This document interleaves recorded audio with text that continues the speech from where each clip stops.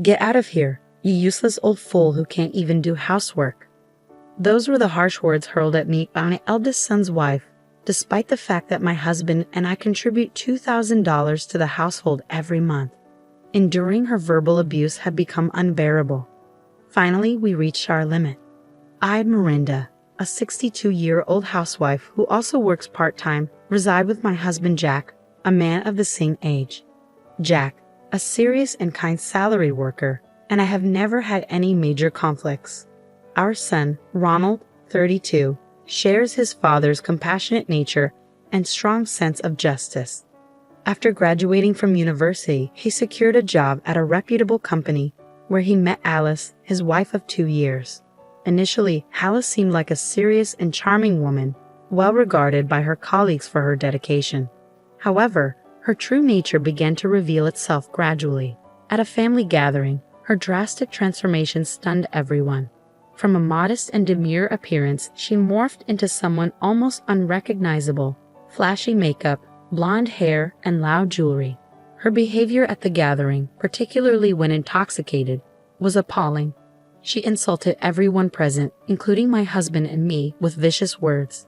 Despite Ronald's attempts to defuse the situation, Alice's outbursts continued unabated. Her behavior left a sour taste in everyone's mouths, prompting some relatives to question her past and character. Was this the same woman Ronald had married, or was there more to her than met the eye? I accepted the relative's suggestion to delve deeper into Alice's background, feeling a sense of unease after witnessing her disruptive behavior. Ronald, sensing something amiss, pledged to investigate thoroughly.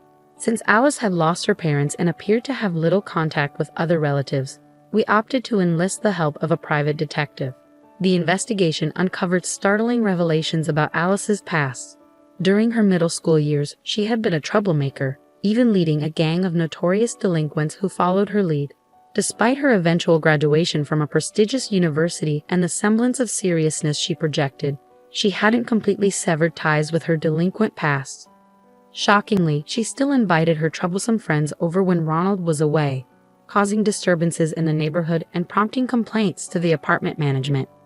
Ronald was devastated by the discovery. Even contemplating divorce, he was met with Alice's tearful apologies and promises of change. She begged for forgiveness, vowing to live earnestly and demonstrating her sincerity by deleting contacts of her delinquent friends and reaching out to apologize to those she had troubled. Witnessing her genuine remorse, Ronald's resolve wavered. Seeing her revert to her former serious demeanor, he reconsidered his stance on their marriage. While it remained a private matter between them, as parents, Jack and I chose to respect Ronald's decision, opting not to interfere. Later, I encountered Alice again in the summer, and she appeared to have returned to the serious, composed woman I had first met, reaffirming her commitment to change. I breathed a sigh of relief, believing that everything would be all right. However, fate had other plans. While lifting a heavy load during my part-time job, a sudden, excruciating pain shot through my back, immobilizing me. Rushed to the hospital by a concerned coworker, I received the diagnosis of severe low back pain, requiring me to take a break. Upon sharing the news with Ronald over the phone, he proposed that my husband and I move in with him and Alice, citing our increasing age and the likelihood of future injuries and illnesses. The idea had its merits, offering reassurance of having family nearby in times of need. It seemed like a logical choice. Once my back pain subsided, my husband and I discussed the proposition with Ronald and Alice, ultimately deciding to merge households. With a relatively spacious home, accommodating them posed no issue. Initially, the arrangement went smoothly, with Alice sharing household responsibilities, lightening my load. To ease the financial strain, my husband and I contributed $2,000 monthly from our salaries, despite it stretching my part-time income. However, over time, Alice's behavior shifted. She began complaining of poor health, yet her actions contradicted her claims. Despite confronting her, she grew defensive and hostile. It became evident that her remorse was insincere. She had merely feigned it to maintain her relationship with Ronald. Her demeanor mirrored her past as a delinquent, using intimidation to assert dominance. Fearful but determined, I resolved to no longer tolerate her manipulative behavior. If asked whether I feared Alice, I'd have to admit Yes, to a degree. I may have reached 62 years of age, but that longevity didn't come without resilience. I refused to be cowed by the antics of a former delinquent. Maintaining an air of indifference to her words and actions, I calmly warned her of the consequences of her harassment. If your behavior crosses a line, it could constitute a crime. I am not your servant to be pushed around. Should you harm me, I will not hesitate to involve the authorities, I stated icily. Her reaction was a mix of surprise and defiance. Shut up, you old nuisance. I won't forgive you, she retorted with a loud scream, catching the attention of my husband and Ronald, who had been home for the holiday. After a brief explanation of the situation, we decided to address it together. My husband wasted no time in demanding an apology from Alice. However, she showed no intention of remorse, instead crossing her arms defiantly. Why should I apologize to this old fool? She sneered. I agreed to live together under the assumption that she'd handle the chores. But she's been utterly useless. There's nothing wrong with being angry at such incompetence, she added callously. Her selfishness left us speechless.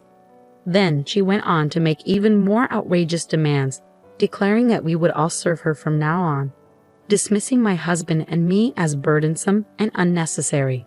It was a blatant display of disrespect and entitlement, leaving us stunned by her audacity.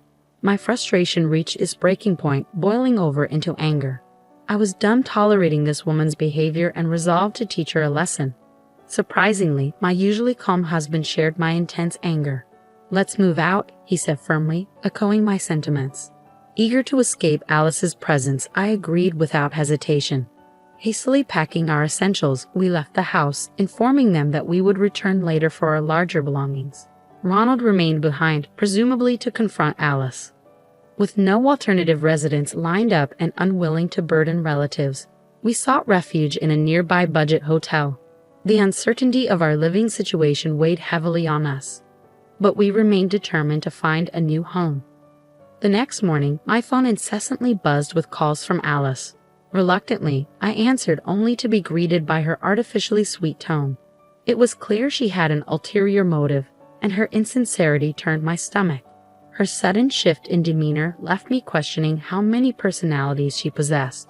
Regardless, one thing was certain. Alice was not to be trusted, regardless of which persona she presented. I reached a point where dealing with her seemed futile and absurd. I simply declined her call and blocked all avenues of communication, ensuring she couldn't reach me. My husband, observing my actions, followed suit, understanding the need for a clean break. Together, we made the decision to sever all ties with Alice. Later that afternoon, Ronald called me with unexpected news. He had divorced Alice. He recounted how she had challenged him to proceed with the divorce, prompting him to follow through without hesitation. Proud of my son's decisive action, I firmly believed he had made the right choice. There was no way he could find happiness with someone like her. Ronald shared that Alice's attempts to manipulate him with her cutesy act had only reinforced his decision. Despite her claims of intelligence and education, Alice's behavior betrayed immaturity and arrogance. Cutting ties with her was undoubtedly the best course of action. However, the story didn't end there. To my astonishment, Ronald revealed that Alice had been cheating on him. Despite her professed illness and frequent outings, she had maintained a facade of health while carrying on an affair. Hiring a detective agency confirmed my suspicions, providing photographic evidence of her infidelity. As I scrolled through the photos Ronald sent, disbelief washed over me. There she was, locked in an embrace with a young man, a stark contrast to her pretense of innocence. It was evident that Alice's deceit ran deeper than we had imagined. I was resolute about seeking compensation for the damages caused by Alice's actions, including the affair with her cheating partner. I had made this clear to her, yet she remained unfazed, exuding confidence. It left me puzzled why she would call me, perhaps to ascertain my whereabouts, assuming I hadn't left. Her attempt to act tough seemed futile now that I had indeed departed. I harbored no intention of extending help to her. She needed to face the consequences of her actions alone. With our new living arrangement settled, my husband, Ronald, and I opted to reside together in a certain apartment. While we contemplated evicting Alice and occupying our previous home, its size and upkeep were impractical for Ronald alone. Selling the house emerged as the most sensible option. with Ronald in agreement, indifferent to the sentimental value of a single-family home. As we returned to retrieve our belongings, Alice greeted us with an unsettling smile, extending a brazen proposal to live together once more. Her audacity infuriated me, especially without an ounce of remorse or apology. My anger surged, echoed by my husband's cold rejection. We made it clear she needed to vacate the premises promptly and compensate Ronald for the damages incurred. Her disregard for our feelings and her own actions extinguished any remaining affection I have for her. I remained steadfast in my decision not to reconcile, making it clear to Alice. Ronald echoed my sentiments, expressing his own anger towards her. Yet, in a seemingly futile attempt, Alice abruptly ceased her pretense of innocence. She confessed to initially being drawn to Ronald's stability and the prospect of a comfortable life as a housewife. However, she claimed to have no ulterior motives now, professing genuine love and appreciation for us, her in-laws, Miranda and Jack. But her words, no matter how eloquent, only fueled our anger further. Our relative, who had been observing silently, intervened, confronting Alice with a sharp gaze and an aura of strength. He challenged her to confront him directly, revealing his own background in boxing, having competed in national championships. It was a bold move, orchestrated intentionally by me, as a preemptive measure in case Alice caused trouble. Cornered by his assertiveness, Alice appeared intimidated, relenting under his forceful demeanor. With firm insistence, he demanded her immediate departure and a sincere apology, warning her never to involve herself with us again. Seemingly cowed by his resolve, Alice agreed, promising to leave promptly and offering her furniture and other belongings as restitution. She apologized sincerely, quickly gathering her belongings and leaving the house. Observing her hasty retreat, the relative chuckled triumphantly, remarking on her tendency to assert dominance over the weaker but crumble when faced with someone stronger, a clear sign of her lack of backbone. Ronald, my husband, and I couldn't help but laugh as we watched her flee. With the intruder gone, our move to the new home proceeded smoothly. Meanwhile, Alice rented an apartment and began living alone. Ronald pursued compensation as he had declared, leading to prompt payments from both Alice and her affair partner, likely prompted by legal notices. As the relative had pointed out, Alice was unable to stand up to those stronger than herself. Since then, I've had no contact with her, but I've kept tabs on her through the news and acquaintances. Recent reports detailed her downward spiral, depleted savings from compensation payments, failed attempts to secure support from her disappearing lover, and a tumultuous stint at a general company that ended in resignation after conflicts with her boss. Unabashed, she resorted to begging for money at our workplace, but we chose to ignore her pleas. Despite leaning on her delinquent friends, she found no solace, eventually resorting to assaulting one of them, resulting in her arrest and imprisonment. Upon hearing her story, both my husband and Ronald agreed that prison might be the best place for someone like her.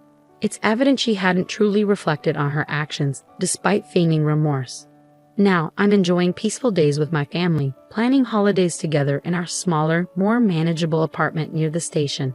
Moving was undoubtedly the right decision, and I look forward to continuing to live peacefully with my loved ones.